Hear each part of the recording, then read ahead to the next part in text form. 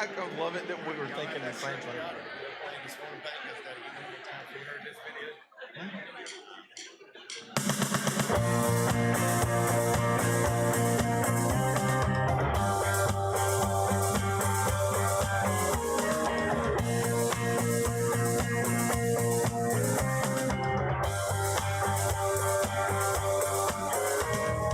Come, let us worship our King. Come, let us bow at his feet. He has done great things. See what our Savior has done. See how his love overcomes. He has done great things. He has done great things. Oh, hero of heaven, you conquer the grave. You free every captive and break every chain. Oh God, you have done great things. We dance in your freedom, awake and alive. Oh Jesus, our Savior, your name lifted high. Oh God, you have done great things.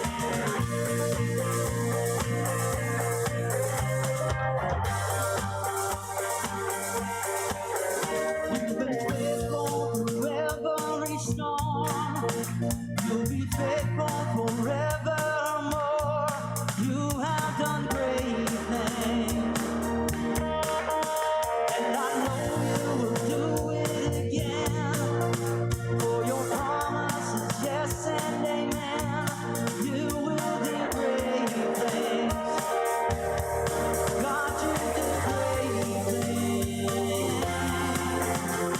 Oh, hero of heaven, you conquer the grave. You free every captive and break every chain. Oh God, you have done great things. We dance in your freedom, awake and alive. Oh Jesus, our Savior, your name lifted high. Oh God, you have done great things.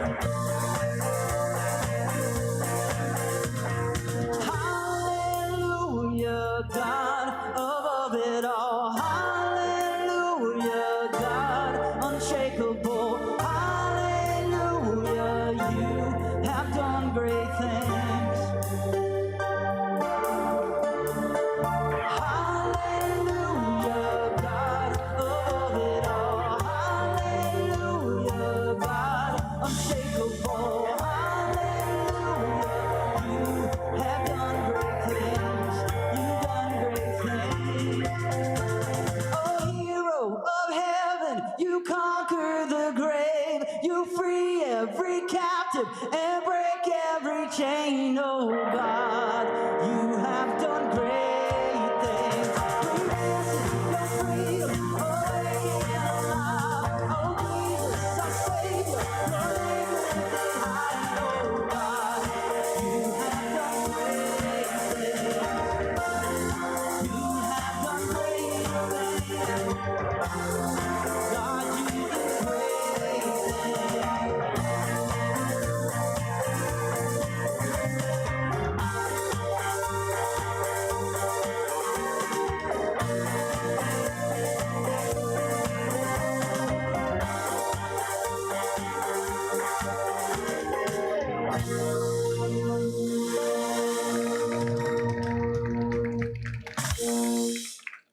You can have a seat.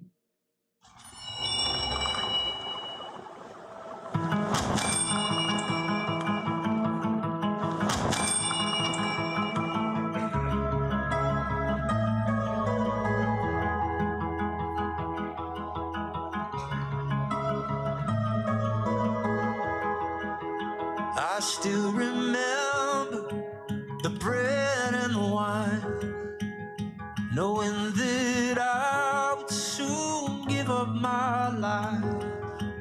The ache of betrayal, the kiss of a friend. Child, if I had to, I'd do it again.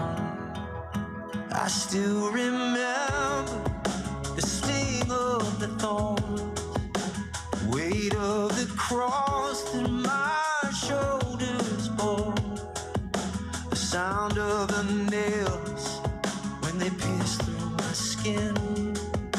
And child, if I had to, I'd do it again. 'Cause there's no distance too far, no pain too great.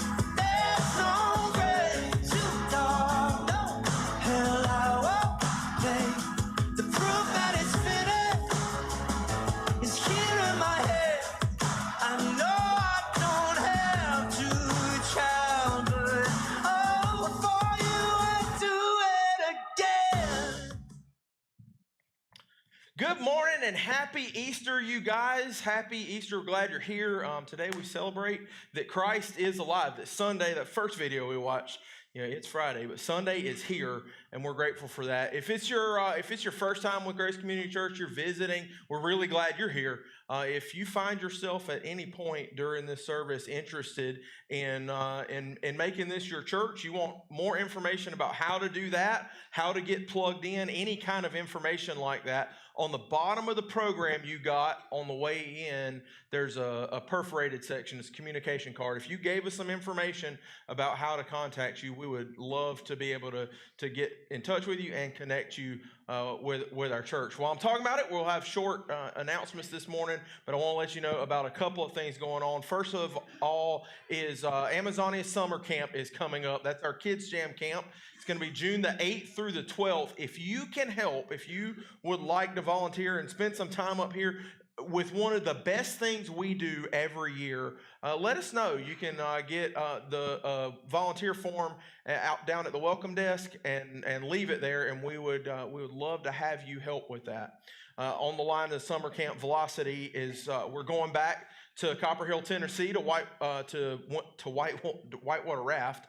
It is a great trip every year. We raft a couple rivers, do all kinds of high adventure activity.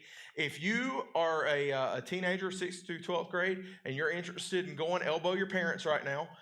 If you have kiddos that you want to go, you can sign them up online. You can see me, and we'll get that taken care of. And one last thing, we start a new series next Sunday.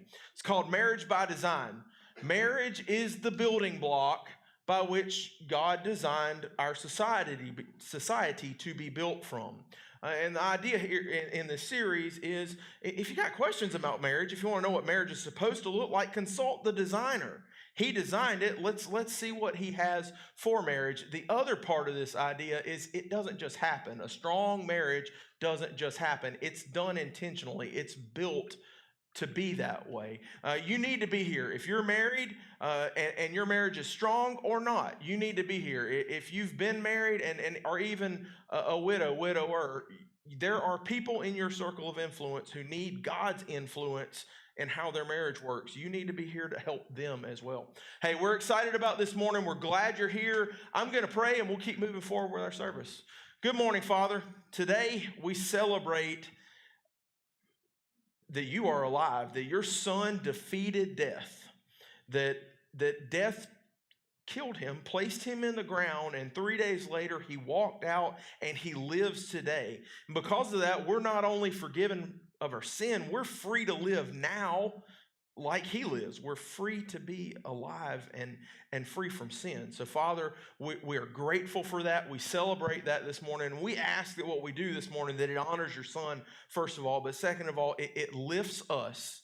We leave here encouraged to live lives that honor you and that are abundant in a better way because of your son.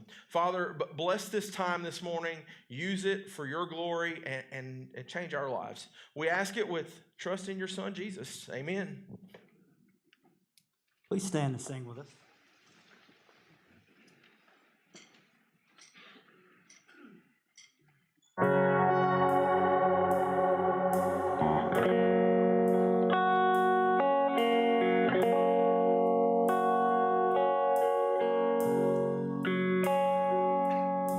Darkness we were waiting without hope, without light, till from heaven you came running there was mercy in your eyes to fulfill the law and prophets. To a virgin came the word from a throne of endless glory to a cradle in the dirt.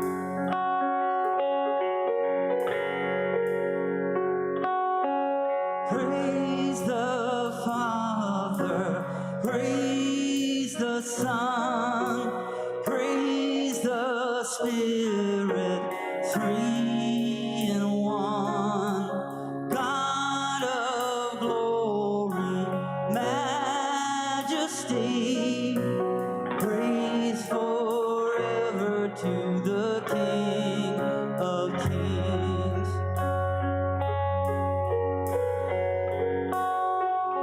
To reveal the kingdom coming and to reconcile the lost, to redeem the whole creation.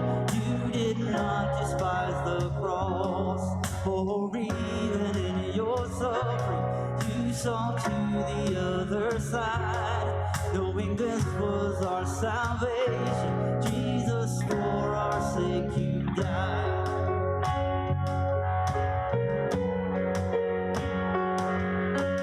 Praise the Father, praise the Son, praise the Spirit, three in one. God of glory, majesty, praise forever to the King of Kings.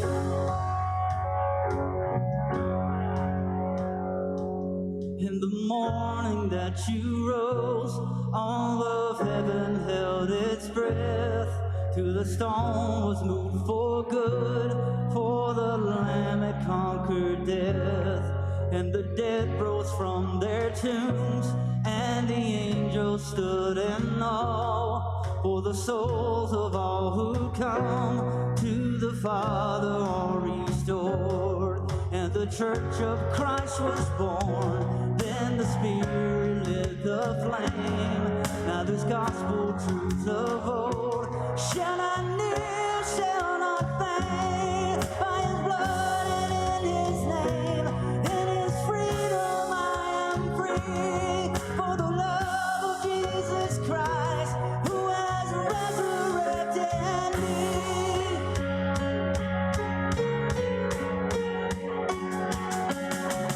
Praise the Father, praise the Son, praise the Spirit, three in one.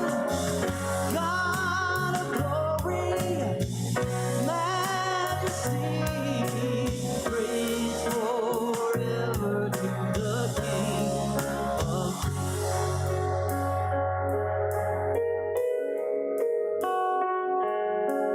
Praise forever to the King of Kings.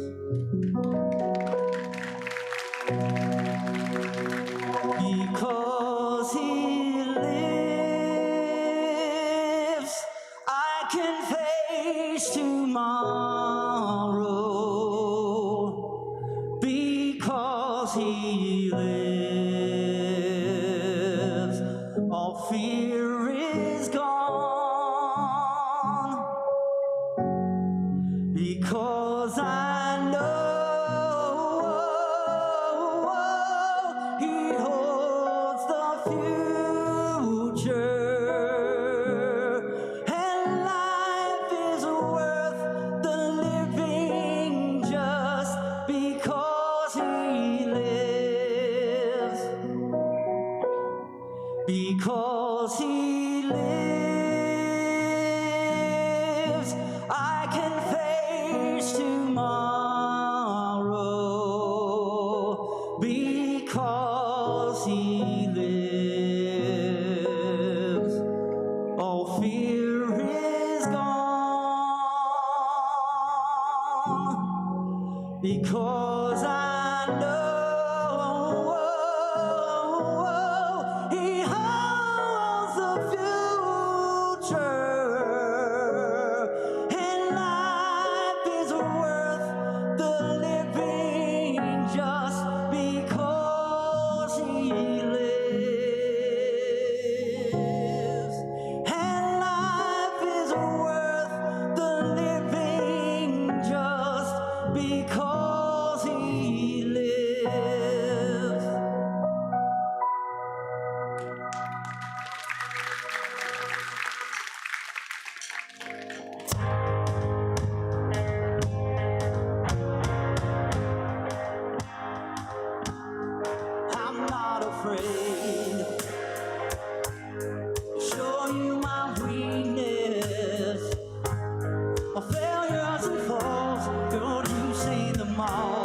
you still call me friend.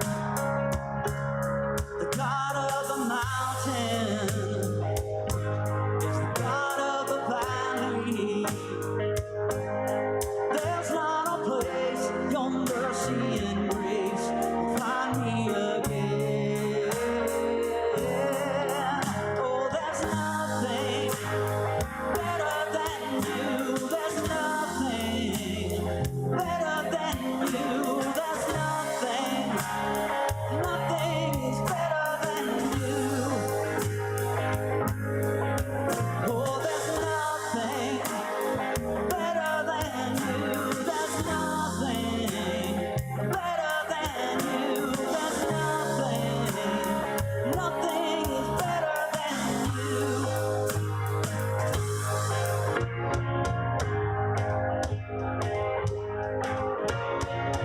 You turn mourning to dancing.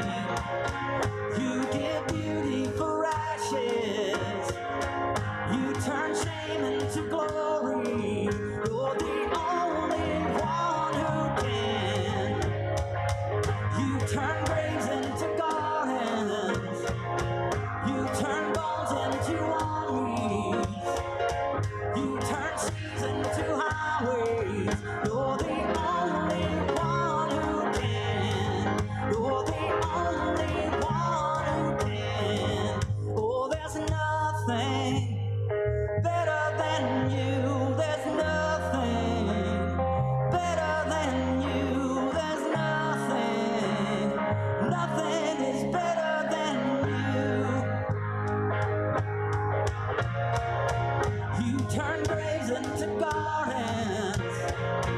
You turn bones into armies.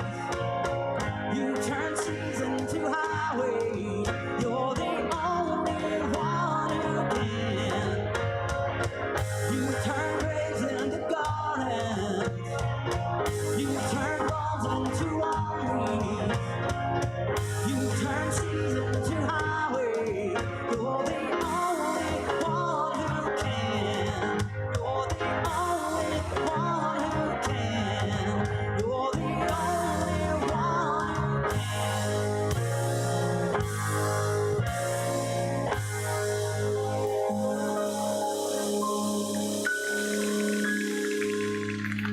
Have a seat. Good morning, church. Make yourself comfortable, and while you're doing that, take your Bible if you brought it and go to John chapter 11. John is the fourth of four biographies that open up the New Testament. We're going to go to John's biography and the 11th chapter. You know, yesterday we had our entire family to our home. This is our Easter tradition. We have a Saturday before Easter Sunday brunch at our home, and Amy and I, we host. And so that means we had brother and sister-in-law, niece and nephews, their husbands, their wives, and then 4 little kids.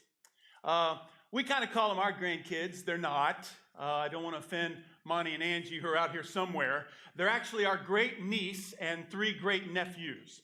And Amy decided she was going to use a flannel graph and tell, especially the boys, because they're 2, 3, and 4, they can understand some of it, the Easter story. Now, if you remember a flannel graph in your days of Sunday school, it's this felt board with a scenery in the back, and then you put the little brightly colored felt cutouts. You put them on the board as you tell the story. Well, these 3 little guys were sitting there, and our eyes were wide, and they were hanging on every word, and Amy is all about this, and she's very good at it. She got to the point where the 2 ladies are going to the tomb to put spices on the body. And as they're going, Jesus is dead. Their friend Jesus has died. They're concerned, how are they going to roll away the stone? The stone is heavy, but we have to take care of Jesus. How were they going to roll away the stone? And one of my great nephews said, Paw Patrol. There was a little boy years ago in our church. We had a little Easter program. He only had 1 line. His name was Billy. He was 5 years old. He was going to recite Luke chapter 26 and verse 3. The verse reads, He is not here. He is risen. He is not here. He is risen. So every night at the kitchen table, he would practice with his mother over and over and over and over again. He had the line down pat. So the Sunday morning came, time for the Easter pageant. And when it came time for his big moment, he froze and he forgot his line. And he began to fidget, and you could tell he was a little embarrassed. And so the choir director leaned in and whispered the verse into Billy's ear. His eyes got big. He grabbed the microphone. He confidently said loudly to a packed house, "He is not here. He's in prison."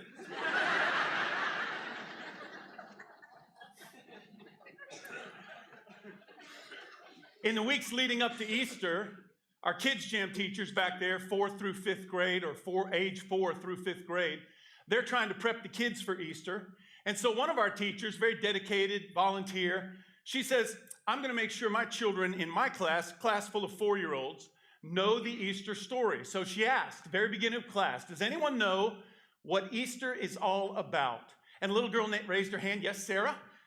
Sarah said, "Well, that's when all my aunts and uncles come to our house and we eat turkey and we watch football."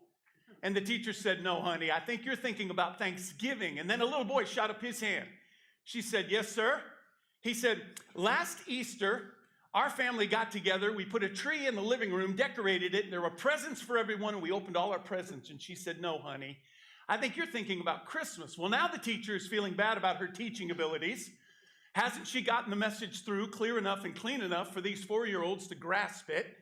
Finally, one little girl stood to her feet. Her name was Emily. She said, I know what Easter is all about." The teacher said, "Tell me, Emily."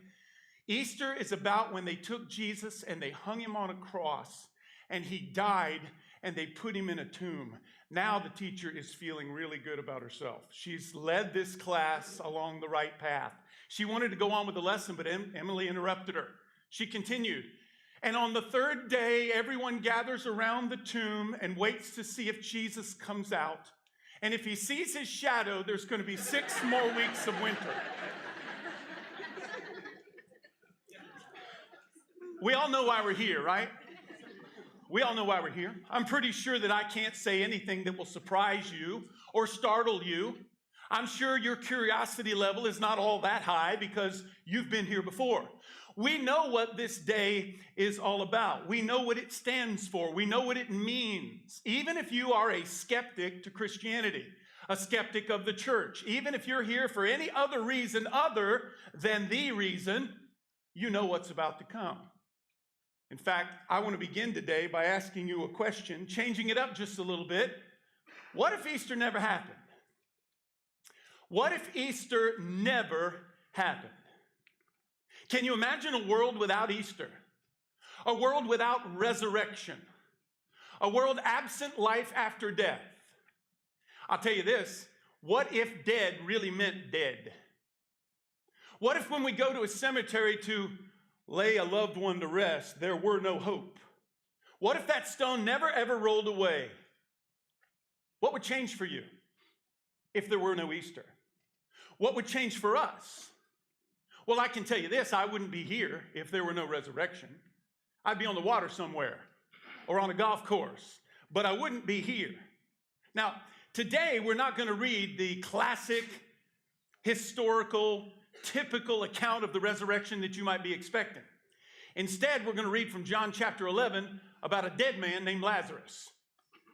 Lazarus in John chapter 11 is actually a preview of Easter.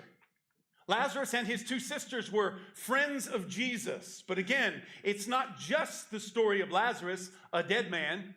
It's a preview of today. What happened in John chapter 11 was going to change lives forever. What happens in John chapter 11 was going to quench skepticism and douse it like water on a fire. What happened in John chapter 11 was going to challenge the religious elites, the religious supermen who were out to get Jesus. But before we get into the text, before we read it, I want us to step into 2 entirely different worlds. I want you to imagine world 1, where resurrection is impossible. There was no resurrection. There will be no resurrection. Resurrection is impossible. And then world 2, where resurrection changes everything. Today we're going to note the difference in those 2 worlds. Let's take a few minutes and let's examine the scene of despair that is in world 1. Resurrection is impossible. It's a scene of grief that is so often repeated Over and over again, someone has lost someone they love. There's been a tragedy. There's been a loss. So let's consider life if resurrection is impossible. In John chapter 11, a man by the name of Lazarus is sick. He's very sick. And in a world absent resurrection, this is the beginning of the end. If you love Lazarus, you better prepare yourself, because if he doesn't get better, it's over. There's nothing more. Everything in a world absent resurrection hinges on healing, hinges on getting better. Lazarus must get better. There's no other alternative. And everyone had heard of Jesus and his miraculous powers to heal. They'd heard about blind eyes that could now see perfectly, lifeless limbs that now work and function perfectly. If Lazarus's two sisters can get Jesus to Lazarus quickly enough, everything will change for the better. That's why in verse 3 of chapter 11, she sends word to Jesus. Lazarus, the one you love, your friend, is sick. Look at verse 4 and we'll begin reading. When he heard this, Jesus said, this sickness will not end in death. No, it is for God's glory, so that the Son of God may be glorified through it. Again, Jesus is their only hope. Healing Lazarus is going to change everything. He has to help his friend Lazarus, because in a world absent resurrection, healing is the only option. Verse 5, now Jesus loved Martha and her sister and Lazarus. So when he heard that Lazarus was sick, he stayed where he was 2 more days. What? Why would he do such a thing? How uncompassionate. 2 more days? Lazarus is sick, and getting better is the only good outcome. The alternative is death. And in death, in a world without resurrection, that's all there is. You see, in the upper story, God had promised that somehow he would be glorified through this. But in the lower story, the 2 sisters, Mary and Martha, they're feeling abandoned by their friend. How could you turn your back when we need you so desperately? Now, in a world without resurrection, delay equals indifference. The last part of the verse reads, and then he said to his disciples, let's go back to Judea. But guess what? He's too late. He took too much time. Everything hinged on the fact or the idea that the healer, the miracle worker, could save their brother. But in a world without resurrection, absence equals apathy. Death equals finality. It's a pretty callous move by Jesus, if you ask me, if there is no resurrection. Look at verse 17. Skip down to verse 17. On his arrival, Jesus found that Lazarus had already been in the tomb for 4 days. Now, Bethany was less than 2 miles from Jerusalem, and many of the Jews had come to Martha and Mary to comfort them in the loss of their brother. So it's only 2 miles away. I can walk 2 miles comfortably in 20 minutes. This made it possible for literally hundreds of people to make the 2-mile journey to comfort Mary and Martha at the loss of their brother. He's been in the tomb 4 days. But doesn't that make it even more insensitive of Jesus to stay away for 2 days, actually giving Lazarus time to die? It's a bad look. Verse 20, when Martha heard that he was coming, she went out to meet him, but Mary stayed at home. Why? It's understandable to me. She's despondent. She's ripped off. She's angry. Her friend Jesus didn't take the time to save her brother Lazarus. And in a world absent resurrection, that's unforgivable. Now, Martha rushes out to meet him, probably to give her a piece of her mind. Probably because she's upset. You'll see that in a moment. Look at verse, by the way, that's the same Mary who earlier has poured out perfume on the feet of Jesus and then dried his feet with her hair. This is the Mary. Mary, her sister Martha, their brother Lazarus. Look at verse 21. Lord, Martha said to Jesus, if you had been here, my brother would not have died. That's pretty strong. That's pretty direct language. Can you imagine someone pointing in your face and saying, if you had been here, my family wouldn't be suffering the way we're suffering? If you had only been here, if you hadn't delayed, my brother would be alive. In a world without resurrection, delay equals indifference. Did Jesus not care at all? He was their last hope. But it's too late. Again, verse 21, Lord, if only you had been here, my brother would not have died. That's grief talking. Those words are saturated with Martha's pain. She feels abandoned. You see, hear me. Martha believes in healing, but she does not believe in the undoing of death. It's impossible. Now watch what Jesus promises next. Look at verse 23. Jesus said to her, your brother will rise again. What? In a world absent resurrection, what does that mean? Your brother will rise again. Now, notice how Martha responds to this unbelievable promise. Martha answered, I know he will rise again in the resurrection at the last day. You see, Martha's upbringing, her culture, her religious heritage taught her to hope in the future. But Jesus is about to bring future hope to her present. And notice, Martha answers with what I would call very safe theology. I know, I've heard it all my life in Sunday school. There's going to be a last resurrection someday, and that's when my brother will rise from the dead. Translation? Not today. Not here. Not now. You see, if there is no resurrection, then hope always gets pushed to the future. It's never realized. It never becomes tangible. No one ever gets to see it. All we can do is talk about it and hope in hope for hope's sake. So let's just sit here for a moment. Imagining a world without resurrection. Let's pause. Let's consider that. You know, I've said publicly multiple times that I am quite tired, quite weary of suffering, dying, and death after being a minister for over 40 years. I'm tired of it. But what if that were all there was? What if that's all we had?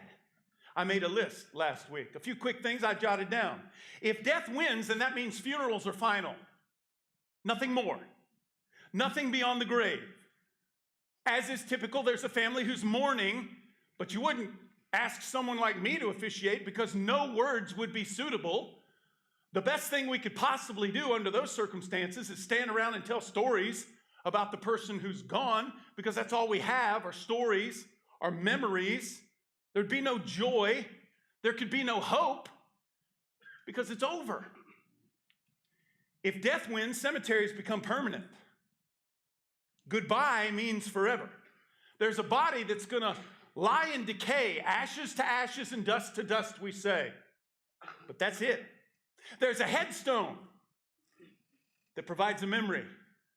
But again, that's all it is. It's a memory. If death wins, life becomes random. What is the point of life if death wins? Why would you ever try to build something meaningful with your own one pointless, insignificant life? Why would you do it? No resurrection means no continuity, no plan, no continuation, no order. If death wins, then justice becomes incomplete. You see, no resurrection means no hope of reward and no punishment for the wicked, incidentally. So good and evil are now the same. They mean nothing. If death wins, then that means evil wins. There are no good guys, no bad guys in life if death wins, because they're all going to meet the same fate. And if death wins, then that means love ends. There's no such thing as forever yours. There's no such thing as forever in love. I could go on and on. I had a list much longer. I culled it to these few. But think about what we would miss.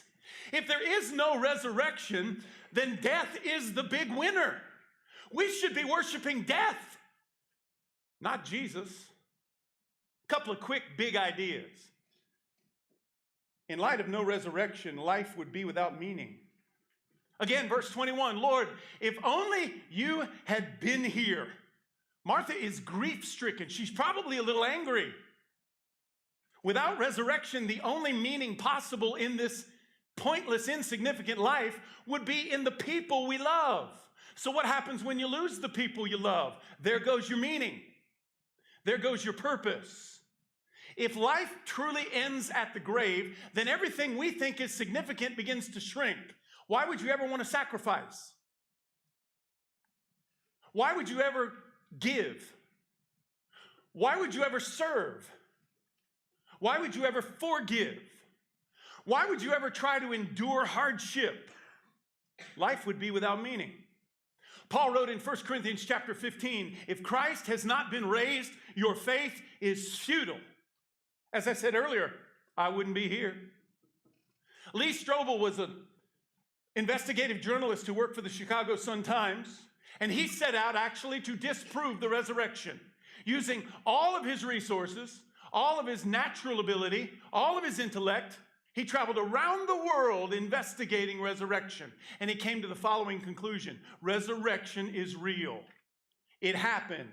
He writes, if the resurrection didn't happen, Christianity collapses. See, remove resurrection from Christianity and you remove forgiveness, you remove hope, you remove purpose beyond this very moment.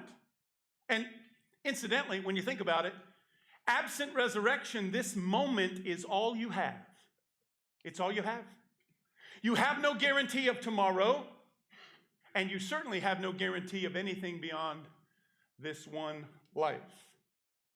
Something else to consider.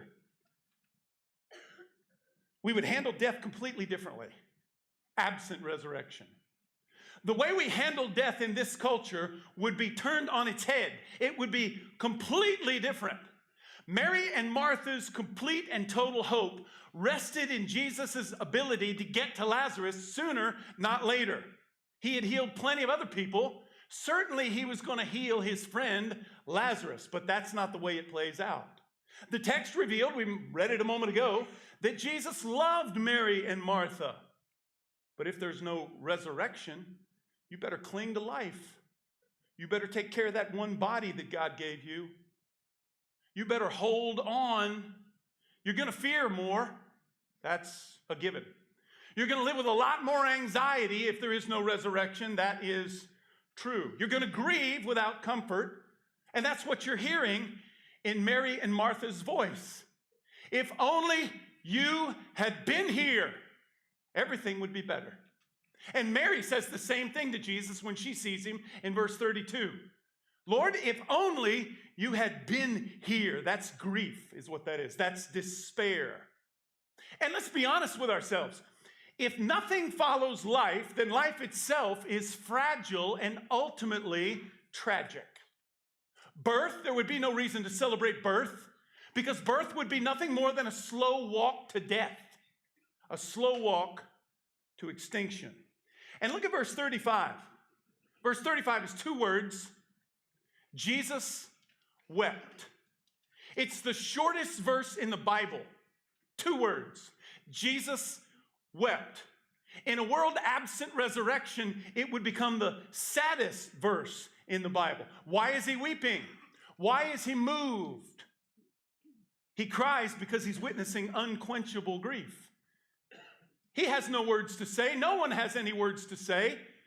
Everyone was banking on healing, getting better. That was the preferred outcome in a world absent resurrection. He's also witnessing unbelief. That too is understandable in my estimation in a world absent resurrection. And he sees what sin has done. Sin has taken his friend Lazarus and has punished his sisters. You see, in a world absent resurrection, death is the enemy. Death can be intimidating. Death is not natural. It's an intruder. If resurrection is impossible, then even God weeps helplessly. And my friend, that's not good news. Others could see the need for expediency. Hurry up, Jesus. Why didn't Jesus see it? Look at verse 37. Could not he who opened the eyes of the blind man have kept this man from dying?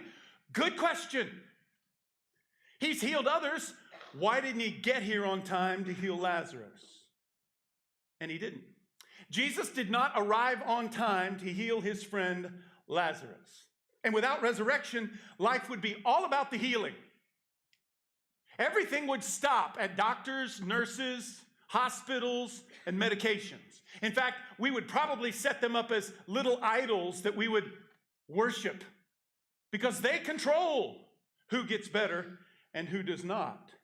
Without resurrection, Christianity is not much more than a moral self-help plan, but that's about it. And trust me, because I've been there, that doesn't cut it at a graveside with a grieving family. You got to have something better than a moral improvement plan, I can assure you. And then look at verse 38, because here's where everything changes. Here's where the world changes. Verse 38 reads, Jesus, once more deeply moved, came to the tomb. It was a cave with a stone laid across the entrance. Take away the stone, he said.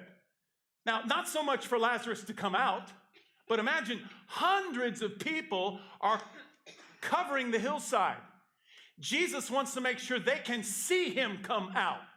Take away the stone. But Lord, said Martha, the sister of the dead man, by this time there's a bad odor, for he's been there 4 days. Decomposition has begun. The King James Version reads, but Lord, he stinketh. I'm glad we don't talk that way anymore. Lord, there's a bad odor. People in this culture, they believed that the spirit hovered around the body for 2 to 3 days following death. Well, Lazarus has been in the grave 4 days. By everyone's measure, this is a dead man. Keep reading. Then Jesus said, did I not tell you that if you believe, you will see the glory of God? Martha, did I not tell you? He's referring to something he said in verse 25. He said, Martha, I am resurrection. Do you believe that? If you believe, you will see the glory of God. So they took away the stone.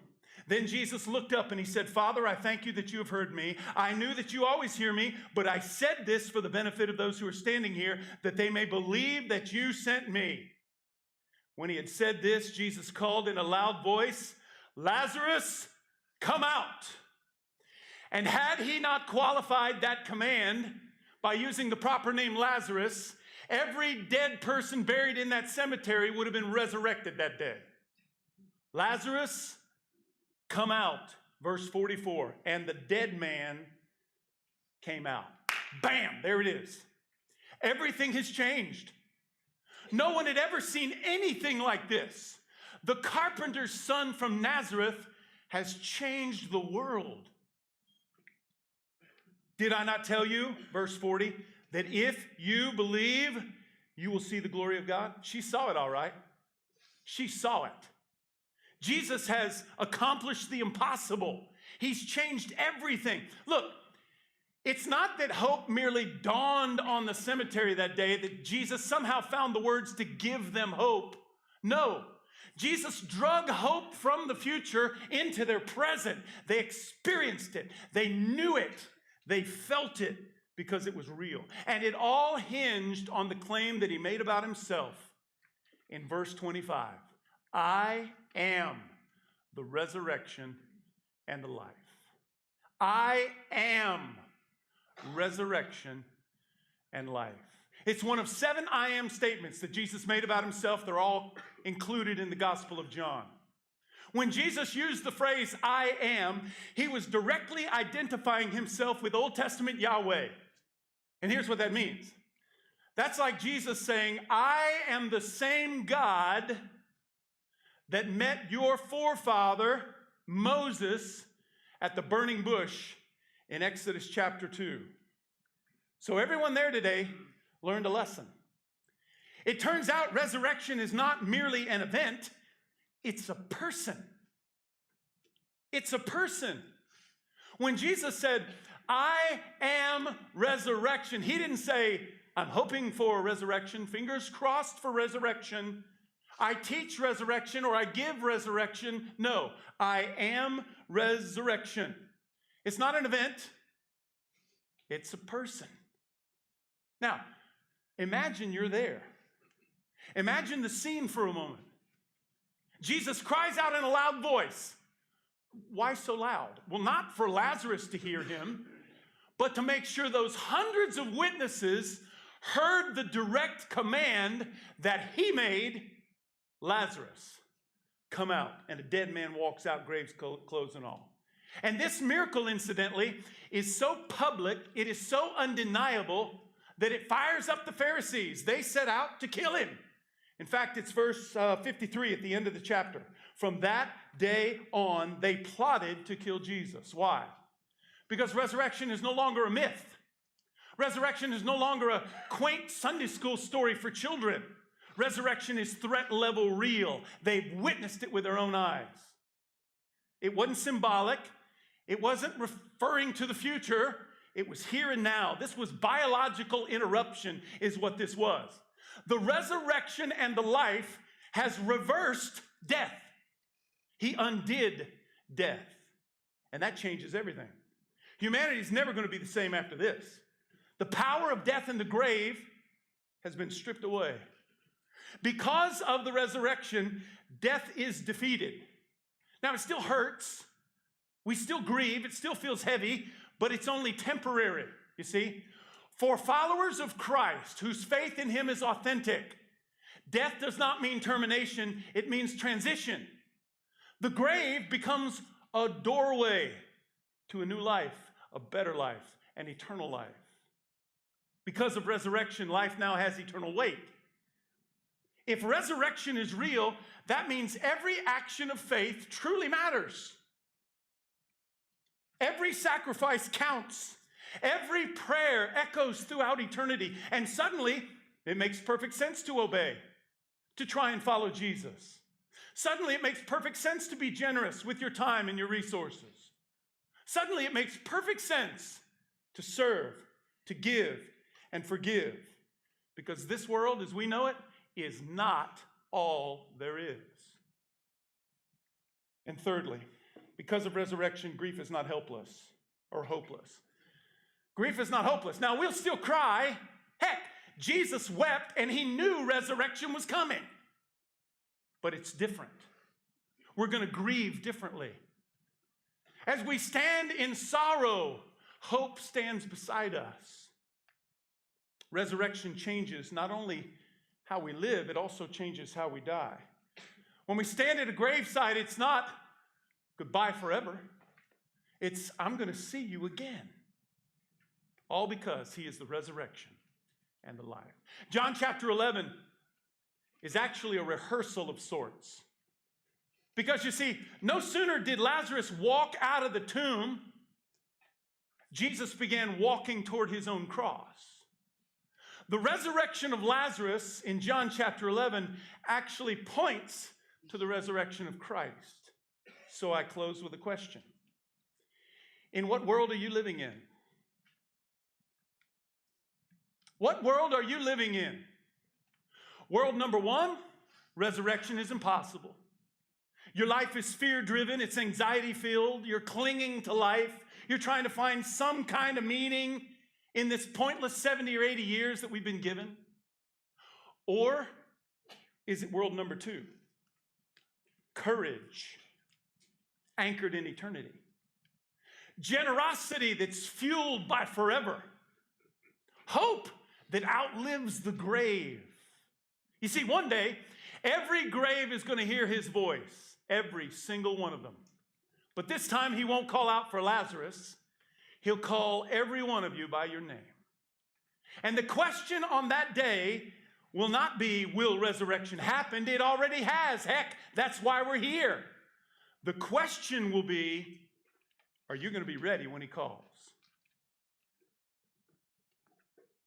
There was a boy on a journey to discover who the most powerful was. He goes up to Iron and asks, "Iron, are you the most powerful?"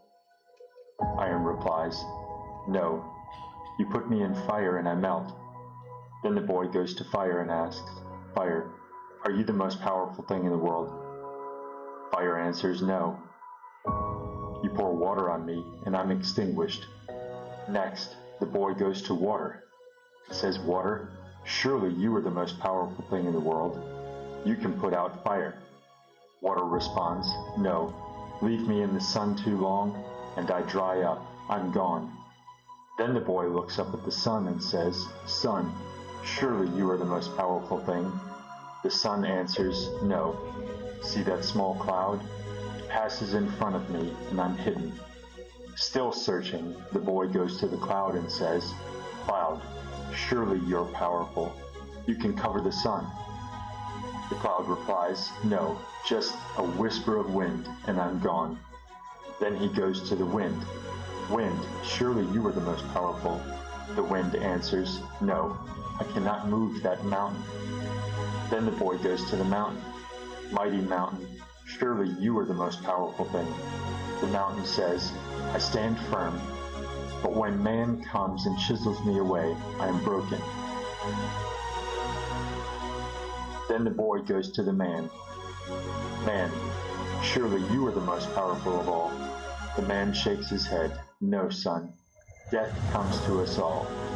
Now the boy is discouraged, tired, alone. He keeps walking until he finds death. He looks at death and says, Death, surely you are the most powerful of all. Death smiles, wide, proud. I have taken kings and peasants, the rich and the poor. No one escapes me. But there was one. They crucified him, they mocked him. They cheered as he died. And I was ready. I took his body for 3 days I ruled. For 3 days I celebrated. Then he got up. He rose. He took my power. He took my keys. He made me bow before him. I could not hold him. The boy, barely able to speak, whispers, What is his name? Death answers, His name is Yeshua. And that's who we remember today. When you leave here today, if you'd like to have a serious conversation with me or anyone else on my team regarding the authenticity of your faith and whether or not Easter truly means something to you, use the communication card. Make sure you give us your name and phone number, place it in one of those offering containers, and we will contact you this week. Let's pray together. Our Father in God, today we celebrate new life, the power of life over death, the resurrection of your Son, Jesus Christ. God, I pray we leave this place, and because resurrection is real, it'll change how we live, and it will impact even how we die. Thank you for such a precious gift, and I pray it in the name of your risen Son, Jesus Christ. Amen. God bless you, Grace Community Church. You guys go make it a fantastic week. I will see you next time.